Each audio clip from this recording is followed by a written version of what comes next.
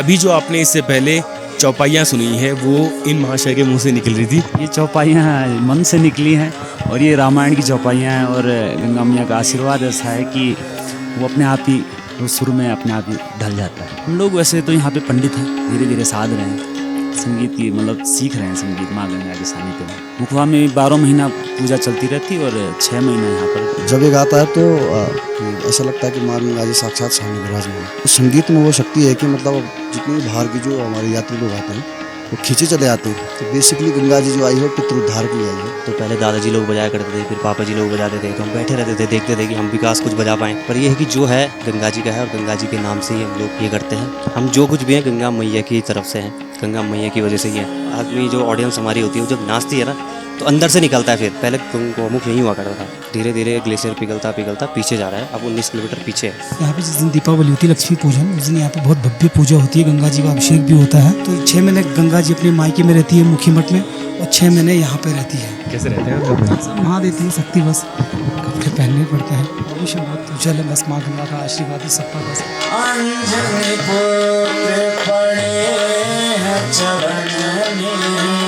राम सिया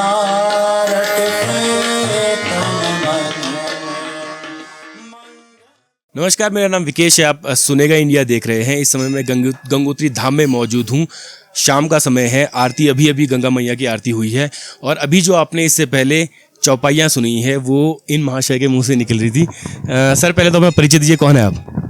हम इस गंगोत्री धाम के तीर्थ पुरोहित। तो जो आपने चौपाई अभी सुनाई है तो उसके बारे में कुछ बताइए, कहाँ से और कैसे निकली है, कहाँ से निकली है? ये चौपाइयाँ मन से निकली हैं और ये रामायण की चौपाइयाँ हैं और गंगा मैया का ऐसा यहाँ पे एक क्या कहते हैं, गंगा मैया का आशीर्वाद ऐसा है कि वो अपने आप ही वो सुर में अपने आप ही ढल जाता है। काफ़ी अच्छे सुर में आपने चौपाइयाँ सुनाई। तो कुछ कब से कर रहे हैं आप ये चौपाई, कब से सुना रहे हैं आप? ये बहुत साल हो गए, पर यहाँ पे ऐसा है कि शाम को जब आरती हो जाती है उसके बाद यहाँ पर गंगा लहरी का पाठ होता है पहले, उसके बाद क्षमापन स्तोत्र, देवी अपराध क्षमापन स्तोत्र का पाठ होता है, उसके बाद गंगा स्तोत्र का पाठ करते हैं, उसके बाद थोड़ा सा भजन संध्या भी, थोड़ा सा 1-2 भजन माँ गंगा के यहाँ पे गाए जाते हैं। तो आजकल थोड़ा सा भीड़ कम है तो हम लोग थोड़ा चौपाइयाँ भी याद कर रहे हैं, थोड़ा सा प्रैक्टिस करते हैं शाम को। वैसे गाते हैं, गीत गाते हैं आप, क्या करते क्या हैं आप? हम लोग वैसे तो यहाँ पे पंडित हैं, गंगा मैया के पुजारी भी हैं, मंदिर में पूजा लगाते हैं, साथ में पूजा मतलब पंडितों का काम भी करते हैं। और शाम को जो है थोड़ा सा संगीत को भी साधा है तो धीरे धीरे साध रहे हैं संगीत की, मतलब सीख रहे हैं संगीत माँ गंगा के सानिध्य में जी। तो जैसे अभी आपने चौपाई सुनाई अच्छी मधुर, तो ये आपका पहले से रुचि रही होगी इस तरह की? जी, मुझे संगीत में रुचि पहले से रही है। जब भी मैं छोटे से ही मुझे जब जहाँ पे भी हारमोनियम दिखता था तो उसमें थोड़ा सा हाथ फिराने का मन करता था। धीरे धीरे ऐसे ही सीखा है। ये मेरा भाई है, जैसे इन्होंने भी ऐसे ही सीखा है, तबला वैसी मतलब ऐसी। लोग भाई हैं क्या, दोस्त हैं, किस तरीके से आप ये जैसे तबला बजाएं? रिश्ते में तो हम सब लोग भाई हैं, क्योंकि यहाँ पे जो है गंगोत्री धाम जो है उसके जो पुरोहित हैं वो एक परिवार था पहले, उसके 5 पुत्र हुए तो 5 थोक में मतलब 5 परिवारों में बटे। उन 5 परिवारों से ही वंशज चल रहे हैं। ये सेमवाल जो वंशज है पूरा ये 5 थोकों से चल रहा है। कहाँ के रहने वाले हैं? वैसे हम गांव हमारा मुखी मठ मुखबा है जो यहाँ से करीबन 25 किलोमीटर नीचे। हाँ, माँ गंगा की डोली विराजमान होती है। हाँ, गंगा मैया की डोली शीतकाल में वहीं विराजमान होती है। गंगा जिस दिन जैसे दीपावली के अगले दिन यहाँ पर अन्नकूट के दिन गंगा मैया के कपाट बंद होंगे, फिर हम गंगा मैया को डोली में रखकर अपने कंधे पर रखकर अपने गांव ले जाएंगे। मुखवा में आप लोग करते हैं माँ गंगा की पूजा? मुखवा में भी और यहाँ भी। मुखवा में 12 महीना पूजा चलती रहती है और 6 महीना यहाँ पर जैसे अक्षय तृतीया से और दीपावली तक यहाँ पे पूजन चलता रहता है माँ गंगा का। भाई लोग हैं? भाई लोग हैं। तो अच्छा, ये तो तब संगीत का तो ये बचपन से कैसे, कहाँ से आया है संगीत का? जब आप तीर्थ पुरोहित इस क्षेत्र में, तो कैसे रुचि आपकी, या फिर परिवार भी इसी तरह से रुचि रखता था संगीत में? परिवार में तो मेरे कोई वैसे रुचि नहीं रखता है, मेरा छोटा भाई रुचि रखता है। बाकी ऐसा है कि संगीत सुनने में अच्छा लगता था और क्लासिकल म्यूजिक सुनने में अच्छा लगता था। और जब गंगोत्री आए तो गंगोत्री में ऐसा कि डेली जो ये शाम को पाठ वगैरह होते रहते हैं तो संगीत सुनते रहते हैं, तो उसको साधने का मन किया तो थोड़ा सा बोला कि अपने आप भी थोड़ा तैयारी करते हैं और धीरे तैयारी कर रहे हैं, अभी उतने परिपक्व नहीं हुए।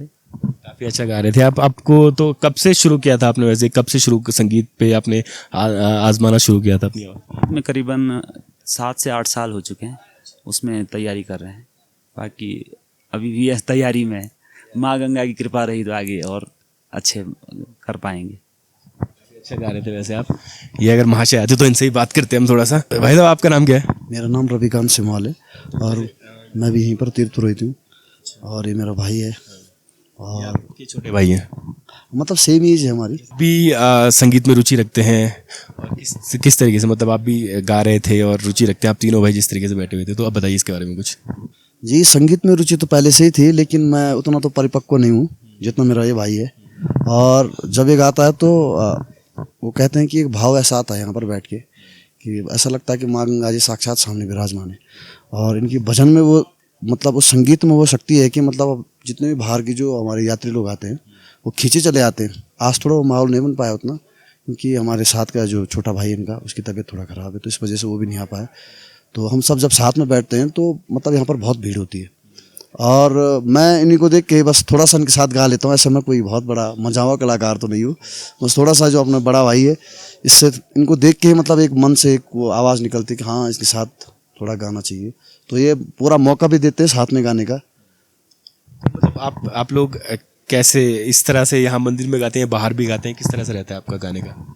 नहीं, अभी बाहर का गाने का तो हमारी टीम तो बन चुकी है यहाँ पर। अच्छा। और अभी लास्ट टाइम पे यहाँ पर कृष्ण जन्माष्टमी हुई थी और इससे पहले जब भी होती है तो हमारे भाई लोग गाते थे।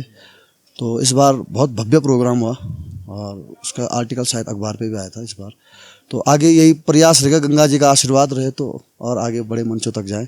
सब मैं तो चाहता हूँ और सभी चाहते होंगे कि इस तरह से आप सुरीला गाते तो आप गाते रहें बिल्कुल, और इसी तरीके से आशीर्वाद आप सब लोगों का प्यार चाहिए और बाकी गंगा जी की कृपा तो है ही, और आगे बढ़ने का मौका मिले, माँ गंगा जी का आशीर्वाद चाहिए तो सब हम आगे बढ़ेंगे। माँ गंगा के बारे में कुछ कहना चाहते हैं? किस तरह की आस्था है, क्या कुछ? आस्था यही है हमारा भैया कि माँ गंगा जी जो है बहुत सतयुग से ही गंगा का अविरल वेग बह रहा है और पूरे भारतवर्ष में जन जन कल्याण में गंगा का नाम पूरे विश्व में गूंजता है। और माँ गंगा जी जो आप जहाँ पर आप आए हैं ये मेन स्थान है। गंगा जी स्वयं यहाँ पर उतरी है, दो चीज़ों से मिलकर इस गंगोत्री का नाम पड़ा है, गंगा प्लस उत्तरी, गंगोत्री तस्य नाम गंगोत्री।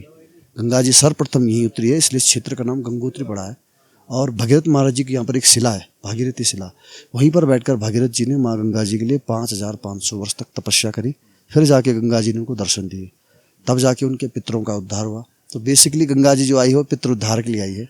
वो आज सब जन जन का कल्याण हो रहा है और जनमानस का जो है उद्धार हो रहा है, लेकिन गंगा का जो मेन मकसद था लाने का वो पितृ उद्धार के लिए था। जी, यहाँ पर एक विशेष महत्व है। बाकी गंगा जी का मुख्य मंदिर है और अन्य मंदिर है यहाँ पर परिसर में।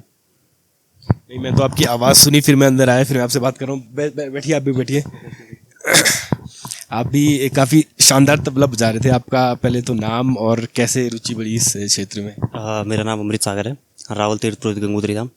रुचि तो ऐसा है कि यहाँ पर डेली शाम को भजन संध्या चलती थी। तो पहले दादाजी लोग बजाया करते थे, फिर पापा जी लोग बजाते थे, तो हम बैठे रहते थे, देखते थे कि हम भी काश कुछ बजा पाएँ। तो सीखते थे उनसे, देखते थे कि ये किस तरीके से बजा रहे हैं। तो ऐसी धीरे धीरे आदत पड़ी, तब घर में भी इंस्ट्रूमेंट लिए, थोड़ा बहुत घर में बजा लेते। सीखा कोई नहीं हम में से, शायद भैया लोग सीखे हैं, आप कोई नहीं सिखाई। गंगा मैया ने सिखाया, ये गॉड गिफ्ट बोले उसको या कुछ भी बोलो, ये गंगा मैया अपने आप चलाती है हाथ। हम उतने एक्सपर्ट नहीं है, लेकिन ये काफ़ी शानदार बजाया है, धन्यवाद। पर ये है कि जो है गंगा जी का है और गंगा जी के नाम से ही हम लोग ये करते हैं, गंगा जी के उसमें लीन रहते हैं कि हम भी गंगा मैया के लिए कुछ कर सकें।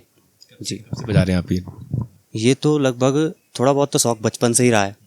बाकी प्रॉपर जो हूँ अभी कुछ ही साल हुए हैं, 1-2 साल बस। कभी हो गए भजन संध्या तो बजा लिया, वरना ऐसा कोई परमानेंट वो नहीं है। एक कक्ष कौन सा है जहाँ पर ये आप अभी चौपाई कर रहे थे? कार्यालय है गंगा मैया का, तो यहीं पे जो भी हमारे सेक्रेटरी हैं, अध्यक्ष साहब हैं, प्रेसिडेंट है, सब यहीं बैठते हैं।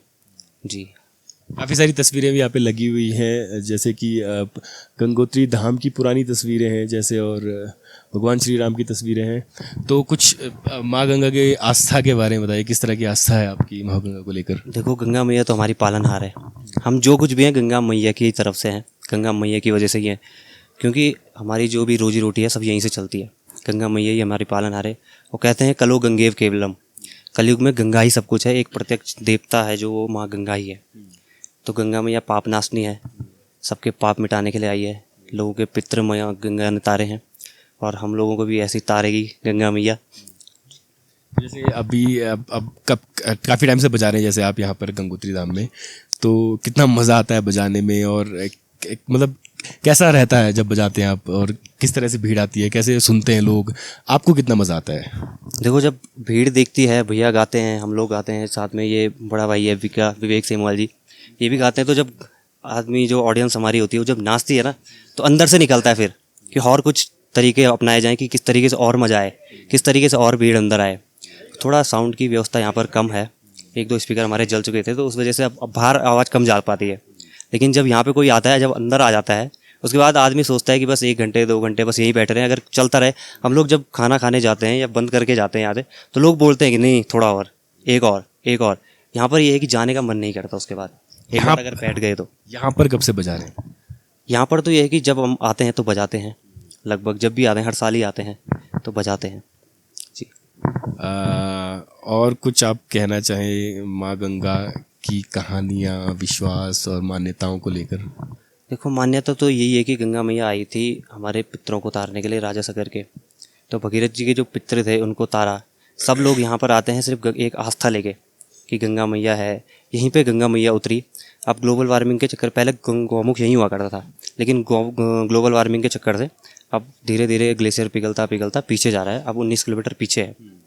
तो सब लोगों से यही कहना चाहूँगा कि आइए आप गंगोत्री के दर्शन एक बार ज़रूर करिए, हमारी हरसिल वैली के दर्शन ज़रूर करिए। कहते हैं मिनी स्विट्ज़रलैंड हमारे हरसिल को, और फिर जब गंगोत्री आता है तो आदमी खुद स्वर्ग कहता है। कि हमारे जो ये जजमान लोग आते हैं, जो टूरिस्ट हमारे बाहर से आते हैं, तो बोलते हैं महाराज जी आप लोग यहाँ कैसे रहते हैं, हमको तो ये स्वर्ग लगता है, आप लोग साक्षात स्वर्ग में रहते हैं जी। काफ़ी शानदार ये लोग चौपाई गा रहे थे, इस वजह से अंदर आना पड़ा, इस वजह से इनसे बात करनी पड़ी। आप राहुल जी, आप यहाँ पे बैठ जाइए प्लीज़।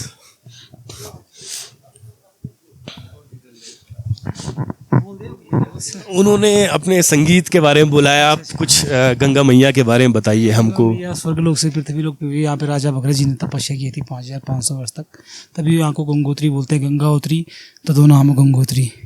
यहाँ पे गंगा जी का मेन स्थान है, मेन उद्गम स्थल है, गंगोत्री है। आप कब से यहाँ पर रावल हैं? मुझे काफ़ी टाइम हो गया, यहाँ पे 10 सालों से हूँ मैं यहाँ पे जी। कैसे देखते हैं आप माँ गंगा की आस्था को, किस तरह से भक्त यहाँ पर जुटते हैं? में गंगा ही है जो साक्षात है, जो हमें दिख रही है, जो बहती हुई दिख रही है। जल बोलते हैं ना, जल ही जीवन है, तो ये गंगा मैया बस साक्षात है यहाँ पे जी। और जैसे अब कपाट बंद होने को आए हैं, तो किस तरह से कपाट बंद होने की जो प्रोसेस होती है वो शुरू होती है, और कब जिस दिन माँ गंगा की डोली को मुखबा ले जाया जाएगा, वो कैसी प्रक्रिया होती है? बताता हूँ आपको। यहाँ पे जिस दिन दीपावली होती है, लक्ष्मी पूजन, उस दिन यहाँ पे बहुत भव्य पूजा होती है, गंगा जी का अभिषेक भी होता है। तो उसके अगले दिन जिस दिन भैया दूज होता है, तो उस दिन गंगा जी की डोली को बाहर लाया जाता है। उसमें गंगा जी को जो यहाँ पे जो गंगा जी की जो मूर्ति है, स्वर्ण मूर्ति है, जो उसको डोली में रखा जाता है। फिर धूमधाम से झलसे के रूप में उसे हम गांव ले जाते हैं। 2 दिन लगते हैं। एक दिन देवी का मंदिर आता है रास्ते में, माँ दुर्गा का मंदिर, वहाँ पे हम रात को विश्राम करते हैं, नाइट होल्ड होता है वहाँ पे, एक दिन वहाँ पे रहते हैं। अगले दिन वहाँ पे गंगा जी का मायका कहा गया है, तो 6 महीने गंगा जी अपने मायके में रहती है मुखी मठ में, और 6 महीने यहाँ पे रहती है जी। वहाँ पे किस तरह से होती है? जो वहाँ पे भी ऐसी पूजा पाठ होता है जैसे यहाँ पे यात्रा आती है।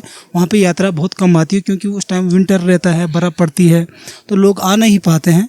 वहाँ पे भी ऐसी पूजा चलती है, पर वहाँ पे हम गंगा जी की जो मूर्ति को ले जाते हैं, उसको हम भंडार देते हैं। बोलते हैं ना, लोग मायके चले गए तो मायके में माँ आराम करती है, 6 महीने तक विश्राम करती है। उसके बाद अक्षय तृतीया कभी अप्रैल लास्ट में आता है, कभी मई फर्स्ट में आता है, उसके बाद हम ऊपर आ जाते हैं जी। इस बार कैसा माहौल रहा? जब यहाँ पर चारधाम यात्रा का माहौल था, तो उस समय कितने श्रद्धालु यहाँ पर पहुँच रहे थे, कैसी भीड़ थी? नहीं, बहुत अच्छी भीड़ थी इस बार। मतलब कोरोना 2 साल कोरोना काल रहा, बल्कि कोरोना काल पिछले साल इस साल काफ़ी अच्छा देखने को मिला, और काफ़ी श्रद्धालु आए यहाँ पर, और काफ़ी अच्छा माहौल था यहाँ पे। बाकी तो मौसम पे आपको पता है, यहाँ पहाड़ों पे कभी बरसात है, कभी रोड बंद हो जाती है, कभी लैंडस्लाइड हो जाते हैं, तो उस वजह से यात्रा बीच में बंद हो जाती है जुलाई अगस्त के टाइम पे। फिर मई जून तो काफ़ी लोग आते हैं, और ये नवरात्रे और ये श्राद्ध शुरू है 29 से श्राद्ध शुरू है, उसके बाद 14-15 से हमारी नवरात्रि शुरू होंगे। काफ़ी भीड़ होगी यहाँ पे। बस अभी हम चाहते हैं, मैसेज यही करना चाहते हैं, सब लोग आए यहाँ पे माँ के दर्शन करें बस। इतनी ठंड है यहाँ पर, कैसे कैसे कैसे रहते हैं आप यहाँ पे? सब माँ देती है शक्ति, बस कपड़े पहनने पड़ते हैं, बाकी ठीक है, बस माँ की शक्ति है बस। बाकी जैसे आप भजन सुन रहे थे, इनकी चौपाई सुना रहे थे युवा जो यहाँ पे हैं, यहाँ पे रोज ही चलता है प्रोग्राम। ये हमारे युवा हैं और काफ़ी अच्छा भजन गाते भी हैं और सबका वो करते हैं, बस बहुत अच्छा है, बहुत सुंदर जी। कुछ इन युवाओं के उससे मोटिवेशन के लिए आप कुछ कहना चाहते हैं? उनके भविष्य बहुत उज्जवल है, बस माँ गंगा का आशीर्वाद है सब पर, बस उनकी गोद में बैठे हुए हैं हम, तो उज्जवल ही भविष्य है जी। तो ये माँ गंगा के दर पे अभी हम मौजूद हैं और यहाँ पर चौपाई सुनी, अंदर आए, युवाओं से बात करी, रावल जी से बात करी। जय माँ गंगा।